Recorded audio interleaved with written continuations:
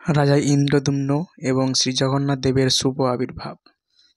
স্কন্দপুরাণের বর্ণনা অনুসারে সত্যযুগে মহারাজ ইন্দ্রদ্যুম্ন মালব নামে একটি প্রদেশ শাসন করতেন। রাজধানী ছিল অবন্তী। সরাসরি ব্রহ্মা থেকে আগত বংশ পরম্পরায় ইন্দ্রদ্যুম্ন ছিলেন 25তম পুত্র। তিনি ভগবান শ্রী বিষ্ণুর একজন মহান ভক্তও ছিলেন, সেই জন্য সমস্ত সদ্গুণবলী তার মধ্যে বিকশিত হয়েছিল। একবার তার দৈনন্দিন পূজা সমাপন করে মহারাজ ইন্দ্র পূজারীকে অনুরোধ করলেন, হে পুরোহিত, অনুগ্রহ করে এই ধরণীতে সেই মহাতীর্থের সন্ধান করুন যেখানে আমি পরম ব্রহ্মকে মুখোমুখি দর্শন করতে পারি। রাজার আদেশ অনুসারে পুরোহিত সমস্ত তীর্থযাত্রীকে রাজপ্রাসাদে সমবেত হতে বললেন। করজোড়ে পুরোহিত সমাগত তীর্থযাত্রীকে জিজ্ঞেস করলেন, হে তীর্থযাত্রীগণ, আপনারা কি এমন কোনো তীর্থস্থানে কথা অবগত আছেন যেখানে আমাদের মহারাজ সচক্ষে ভগবানকে দর্শন করতে পারেন? একজন তীর্থযাত্রী সাগ্রহে উত্তর দিলেন, পরমেশ্বর ভগবান কৃপায় আমি এই গ্রহে প্রকটিত প্রত্যেক তীর্থ প্রদর্শন করেছি।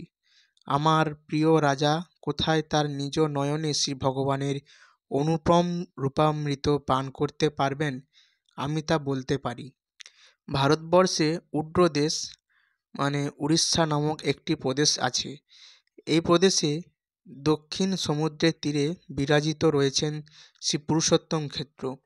ওই ক্ষেত্রে একাংশে চতুর্দিকে ঘন অরণ্যানি পরিবেষ্টিত এক মহাময় পর্বত নীলগিরির বিদ্যমান। ওই পর্বতের শিখরে এক সুবিশাল বটবৃক্ষ বিদ্যমান, যা কল্পবট নামে আখ্যাত।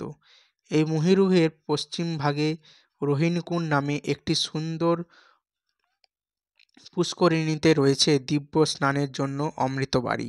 ভগবানের কৃপা বাড়ি রূপে ওই পুষ্করিণীকে পূর্ণ করেছে। এই বলে মোক্ষপ্রদ যে কোনো ব্যক্তি ওই রোহিণী কুণ্ডের দিব্য জল স্পর্শ করলে তৎক্ষণাৎ তিনি মুক্তি লাভ করেন। তীর্থযাত্রী নীলগিরি পর্বতের বর্ণনা করে চললেন। ওই কুণ্ডের পূর্ব তটে পরম পুরুষ শ্রী বাসুদেবের এক বিগ্রহরূপ বিরাজিত। অতি রম্য দর্শন এই শ্রী বিগ্রহ জ্যোতির্ময় ইন্দ্রনীল মুনি নির্মিত। যে ব্যক্তি রোহিণীকুণ্ডের দিব্য বাড়িতে অবগাহন করার পর কুণ্ড তটে বিরাজিত এই শ্রী বিগ্রহকে দর্শন করেন, তিনি জড়বন্ধন হতে মুক্তও লাভ করেন। এই বিগ্রহের পশ্চিম ভাগে বিরাজিত রয়েছে শবরদীপক নামক আশ্রম।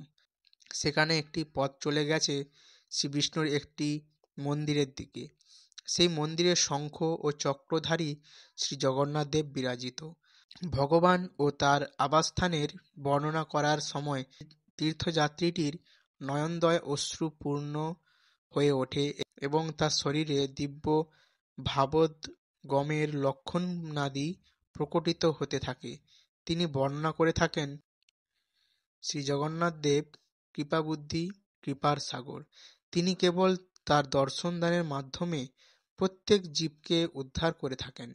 ভগবান শ্রী জগন্নাথের প্রতি সম্পাদনের জন্য আমি পুরো 1 বৎসর নীলাচল ধামে অতিবাহিত করেছিলাম। পরম কৃপাময় প্রভু আমার মতো একজন মহামূর্খকেও তার সেবা সম্পাদনের অনুমতি দিয়েছিলেন। তার কৃপার বলে আমি অষ্টাদশ বিদ্যার সবগুলিতেই সুপারদর্শী হয়ে উঠেছিলাম এবং আমার বুদ্ধি নির্মল হয়ে ওঠে। দিব্য বিদ্যা ও জ্ঞান লাভের পরম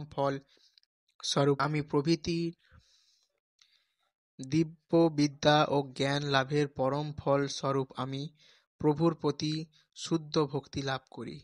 আমি এখন ভগবান শ্রী বিষ্ণুকে ব্যতীত অন্য কিছু দর্শন করি না।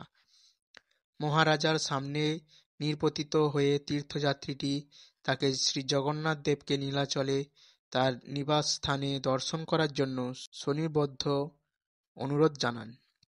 হে মহারাজ, আপনি ভগবান শ্রী বিষ্ণুর একজন মহান ভক্ত। আপনি নিরন্তর প্রীতি ও ভক্তি সহকারে তার সেবায় নিয়োজিত রয়েছেন। এই কারণে আমি আপনার নিকটে এসেছি, কোনো ধনসম্পদের প্রার্থী হয়ে নয়, কেবল সেখানে গিয়ে লক্ষ্মীপতি শ্রী জগন্নাথ দেবের আরাধনা করার জন্য আপনাকে অনুরোধ জানাতে, যিনি পুরুষোত্তম ধামে বিরাজিত রয়েছেন। এই কথা বলে তীর্থযাত্রী অন্তর্হিত হলেন। এমন একটি দিব্যস্থান এই বসুধায় রয়েছে, সেই সংবাদ শ্রবণ করে মহারাজ ইন্দ্রদ্যুম্ন বিস্মিত হলেন। তিনি যা শ্রবণ করেন তার দ্বারা পূর্ণোদিত হয়ে তিনি বললেন, আমরা মহাসম্ভ্রম সহকারে একজন সাধুর শ্রীমুখে রহস্যময় বিবরণ শ্রবণ করলাম। পরম পুরুষের অনুগ্রহে আমি ধর্ম, অর্থ, কাম প্রাপ্ত হয়েছি। এখন চতুর্থ পুরুষার্থ লাভ করার জন্য আমাকে সহায়তা করুন। পুরোহিত মৃদুস্বরে বললেন, হ্যাঁ, পুরুষোত্তম ক্ষেত্রে গমন করে সেখানে বাস করার অভিপ্রায়টি শুভপ্রদ। তিনি চিন্তান্বিতভাবে কয়েক মুহূর্ত দাঁড়িয়ে রইলেন।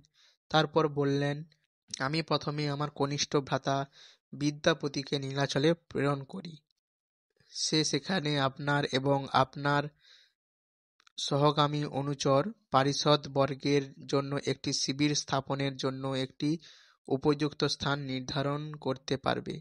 নীলাচল ধাম থেকে তাকে সংবাদ নিয়ে প্রত্যগমনের অনুমতি দিন। রাজা পুরোহিতের প্রস্তাবে সম্মত হলেন।